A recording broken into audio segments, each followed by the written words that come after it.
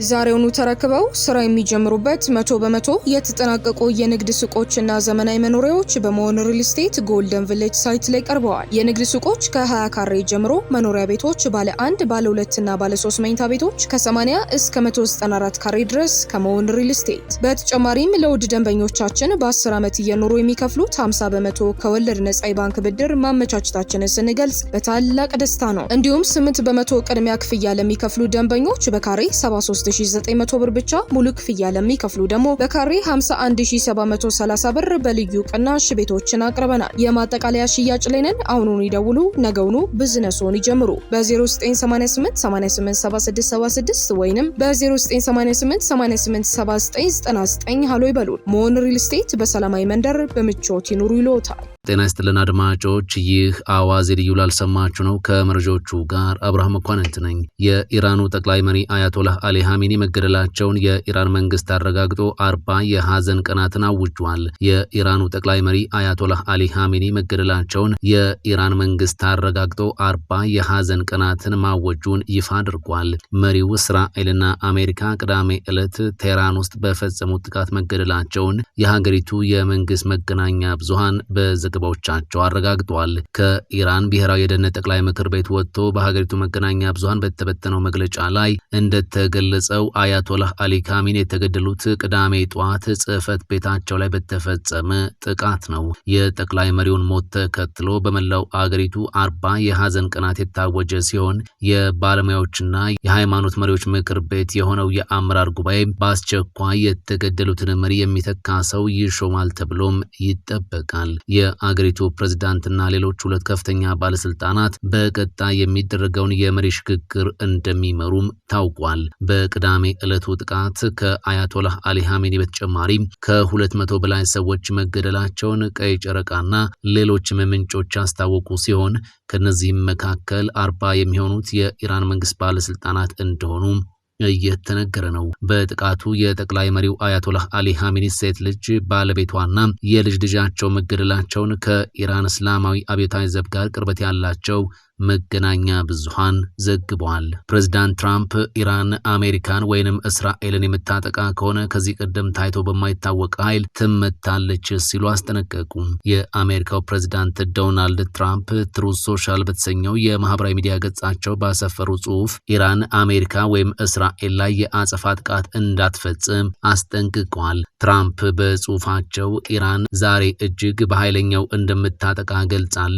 ከዚህ ቀደም ከፈጸሙት ጥቃት ሁሉ ኃይለኛ የሆነ ብለዋል። ይህንን ባያደርጉ ይሻላቸዋል፣ ምክንያቱም የሚያደርጉት ከሆነም ከዚህ ቀደም ታይቶ በማይታወቅ ኃይል እንመታቸዋለን ሲሉ በአጽንኦት አስጠንቅቀዋል። ትራምፕ ይህንን ያሉት የኢራን እስላማዊ አብዮታዊ ዘብ ለአያቶላህ አሊ ኻሜኒ ግድያ የአጸፋ ምላሽ ለመስጠት የአሜሪካ የጦር ሰፈሮችና እስራኤል ላይ ጥቃት እንደሚፈጽም ካስጠነቀቀ በኋላ ነው። አብዮታዊ ዘቡ ከሰዓታት በፊት በኢራን እስላማዊ ሪፐብሊክ የጦር ኃይሎች ታሪክ ውስጥ እጅግ አስከፊ የሆነው የማጥቃት ዘመቻ በተወረሩ ግዛቶችና በአሜሪካ ሽብርተኛ የጦር ሰፈሮች ላይ በደቂቃዎች ውስጥ መፈጸም ይጀምራል ብሎ ነበር።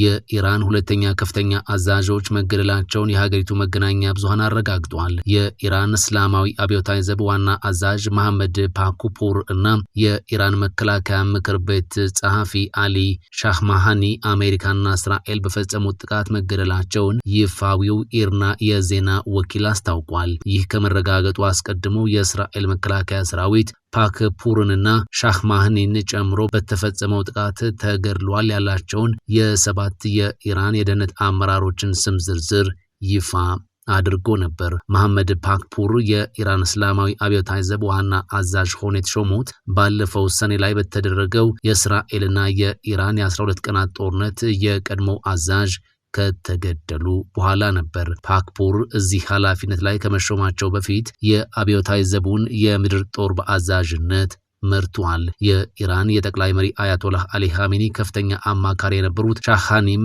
በ12ቱ ቀናት ጦርነት ወቅት ቆስለውም ነበር። አሁን የተገደሉት 2ቱ አመራሮች በአሜሪካ የግምጃ ቤት ማዕቀብ ተጥሎባቸውም ነበር። የኢራኑ አያቶላህ አሊ ሀሚኒ መገደላቸው ይፋ ከተደረገ በኋላ አንዳንድ ኢራናውያን ደስታቸውን እየገለጹ ነው። ትላንት አሜሪካና እስራኤል በከፈቱት ጥቃት አያቶላህ አሊ ሀሚኒ መገደላቸው ከተረጋገጠ በኋላ በአንዳንድ የኢራን ከተሞች ህዝብ በአደባባይ ደስታውን ሲገልጽ እንደነበር ቢቢሲ ዘግቧል። ዛሬ ጧት ከኢራን የወጡ ምስሎች ደግሞ በአያቶላህ አሊ ሀሚኒ ግድያ ሀዘናቸውን የሚገልጹ ሰዎችን አሳይተዋል። በማዕከላዊ ኢራን ኤስፋሃን ግዛት ነዋሪዎች ደስታቸውን እየገለጹ ነው። በሌላ ከተማ ደግሞ ርችት የሚተኩሱ ሰዎች ቪዲዮዎችም ወጥተዋል። በተቃውሞ ወቅት በመንግስት ቤተሰቦቻቸው የተገደሉባቸው ኢራናውያን ደስታቸውን በየጎዳናዎች ሲገልጹም ታይተዋል። በቴህራን አቅራቢያ በምትገኘው ካራጅ ግዛት ተመሳሳይ የደስታ ድባብ እንዳለ ሮይተርስ የዜና ወኪል ዘግቧል። የተለያዩ መገናኛ ብዙሃን ያወጧቸው ምስሎች የቴህራን ነዋሪዎች የአያቶላህ አሊ ሀሚኒን ምስል ይዘው ሀዘናቸውን ሲገልጹ ያሳያሉ። በኢራን ላይ የተሰነዘረው ጥቃት የአገሪቱ መሪዎች የህልውና አደጋ ውስጥ እንዲወድቁ ያደረገ ነው ተብሏል። ተንታኞች የኢራን እስላማዊ አብዮታዊ ዘብ የደህንነት አደጋ ተደቅኖበታል እያሉ ነው። የሚያራምደው እሳቤ ቀጣይነትም አጠያቂ እንደሆነ በማንሳት የኢራን የውጭ ጉዳይ ሚኒስትር አባስ አራግቺ የአገሪቱን ሉዓላዊነት ለማስጠበቅ ባለው ወታደራዊ አቅም ራሳቸውን እንደሚከላከሉ አስታውቋል። የኢራን መንግስት ህልውናው አደጋ ውስጥ መውደቁን ተንታኞች አሁን ከመቼውም ጊዜ በላይ በመግለጽ ላይ ናቸው። አሜሪካና እስራኤል የከፈቱት የተቀናጀ ወታደራዊ ጥቃት የኢራንን መንግስት የመለወጥ ዓላማ አንግቧል። ከ6 ወራት በፊት ኢራንና እስራኤል ለ12 ቀናት ያህል ተዋግተው ነበር። አሁን ላይ እስራኤልና አሜሪካ የኢራን ወታደራዊ መቀመጫዎችን ኢላማ በማድረግ ጥቃት አድርሰዋል። ኢራን በእስራኤል ላይ የአጸፋ እርምጃ ወስዳለች። የእስራኤል መከላከያ እንዳለው የአሜሪካ ወይም አጋሮቿ ወታደራዊ መቀመጫ በሚገኝባቸው ከተሞች ማለትም በዱባይ፣ ዶሃ፣ ባህሬን እና ኩዌት ላይም ኢራን ጥቃት አድርሳለች።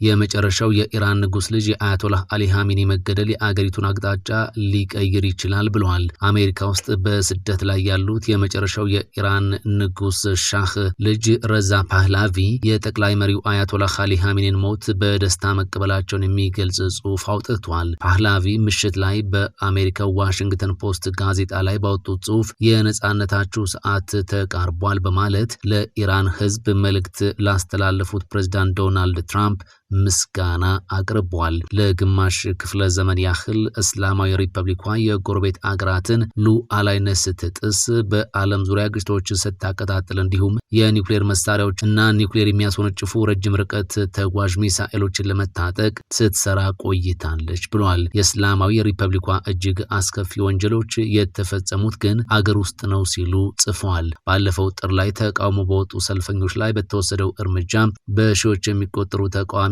መገደላቸውንም በማሳያነት አንስቷል። የአገሪቱ ቀጣይ ጉዞ አዲስ ህገ መንግስት ማርቀቅና በህዝበ ውሳኔ መጽደቅን በመቀጠልም ዓለም አቀፍ ታዛቢዎች በተገኙበት ነፃ ምርጫዎች ማካሄድን ማካተት እንደሚገባው ገልጸዋል። ብዙውን ጊዜ ታሪክ የሚታጠፍባቸው ነጥቦች አስቀድሞ አያሳውቅም። ነገር ግን የአገርን አቅጣጫ መቀየር የሚችሉ አጋጣሚዎች ከድፍረት አመራርና አብሮነት ጋር ይመጣሉ ብለዋል።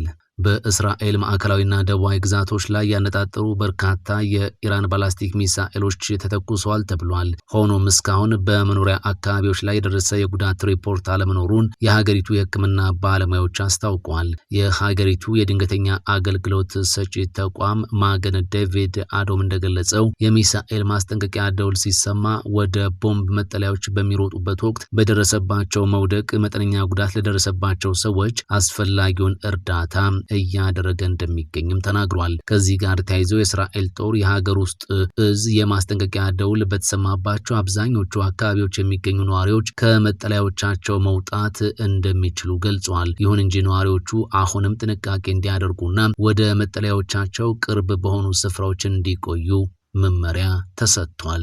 ዛሬውኑ ተረክበው ስራ የሚጀምሩበት 100% የተጠናቀቁ የንግድ ሱቆችና ዘመናዊ መኖሪያዎች በመሆን ሪል ስቴት ጎልደን ቪሌጅ ሳይት ላይ ቀርበዋል። የንግድ ሱቆች ከ20 ካሬ ጀምሮ፣ መኖሪያ ቤቶች ባለ 1፣ ባለ 2 እና ባለ 3 መኝታ ቤቶች ከ80 እስከ 194 ካሬ ድረስ ከመሆን ሪል ስቴት። በተጨማሪም ለውድ ደንበኞቻችን በ10 ዓመት እየኖሩ የሚከፍሉት 50% ከወለድ ነጻ የባንክ ብድር ማመቻቸታችንን ስንገልጽ በታላቅ ደስታ ነው። እንዲሁም 8% ቅድሚያ ክፍያ ለሚከፍሉ ደንበኞች በካሬ 73900 ብር ብቻ፣ ሙሉ ክፍያ ለሚከፍሉ ደግሞ በካሬ 51730 ብር በልዩ ቅናሽ ቤቶችን አቅርበናል። የማጠቃለያ ሽያጭ ላይ ነን። አሁኑን ይደውሉ፣ ነገውኑ ቢዝነስዎን ይጀምሩ። በ0988 887676 ወይንም በ0988 887999 ሃሎ ይበሉን። ሞን ሪል ስቴት በሰላማዊ መንደር በምቾት ይኑሩ ይሎታል። ፈጣን ያልተሰሙ መረጃዎችንና ትኩስ የኪነ ጥበብ ዜናዎችን ለማግኘት የቁም ነገር ሚዲያ የዩቲዩብ ቻናልን በመቀላቀል